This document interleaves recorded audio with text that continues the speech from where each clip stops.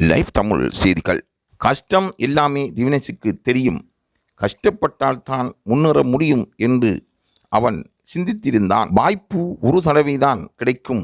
முயற்சிகளும் அவருடைய கஷ்டமும் அவரை வளப்படுத்தும் என்றும் திவினேஷின் அப்பா கூறியிருந்தார். அதனை பாடமாக வைத்தே நாங்கள் இந்த நிகழ்ச்சியில் கலந்து கொள்வதற்கு முயற்சி செய்திருந்தோம். ஆரம்பத்தில் ஒரு நாள் டிவியில் இவன் பாடும் பொழுது அந்த ஊர் மக்களே இதை பார்த்து மனம் சந்தோஷம் அடைந்திருந்தார்கள்.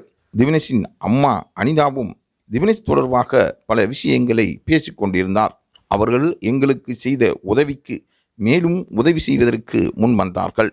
ஆகவே எங்களுடைய கஷ்டங்கள் துடைத்தெறியப்பட்டன, கவலைகள் நீக்கப்பட்டது.